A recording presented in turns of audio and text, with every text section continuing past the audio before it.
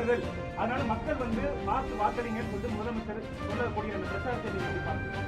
ஆனால் ஏற்கனவே நல்ல ஒரு பொம்மை முதலமைச்சர், திறமையற்ற முதலமைச்சர், ஒரு கட்சிக்கு தலைவராக இருக்க திமுக தலைவர், அதுவே ஒரு வேதனையான விஷயம். நல்லா சிந்திச்சு பாருங்க, இது எந்த எலெக்ஷன் இது தமிழ்நாட்டில் யார் ஆட்சிக்கு வரணும் யார் ஆட்சிக்கு வரக்கூடாதுன்னு நடக்கிறது புரிஞ்சுக்கிட்டீங்களா? ரெண்டாவது, எங்களுடைய கூட்டணிக்கு தெளிவுபடுத்தியாச்சு, திருப்பி சொல்லணும். எங்களுடைய கூட்டணி அண்ணா திமுக தான் கூட்டணி தலைமைதான். அண்ணா திமுக கூட்டணி வெற்றி பெற்று அண்ணா திமுக ஆட்சி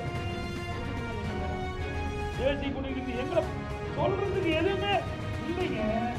எங்க மீது எந்த புகாரும் சொல்றதுக்கு ஸ்டாலின் சரக்கு இல்லை. அதனால வேற ஒருத்தர் பிடிச்சிட்டு சொல்லிட்டு இருக்க. இங்க ஆளுநர் அண்ணா திமுக ஏற்கனவே முடிவு செய்யப்பட்டு விட்டது. எங்களை பத்தி சொல்லுங்க, நாங்க பதில் சொல்ல தயார். முடியலைங்க, இருந்தா தானே சொல்ல முடியும்.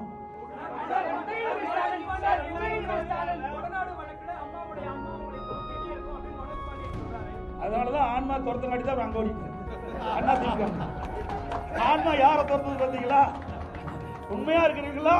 எங்களை ஆசீர்வாதம் பண்ணிட்டு இருக்குது அம்மா. அதனால இங்க இருந்துட்டு இருக்கிறோம். இங்க இருக்கின்றவர்கள் யாரெல்லாம் தவறு செய்தார்களோ, யாரெல்லாம் இந்த இயக்கத்துக்கு துரோகம் செய்தார்களோ, அம்மாவுடைய ஆன்மா அவளை ஆட்டி படைச்சிட்டு இருக்கு.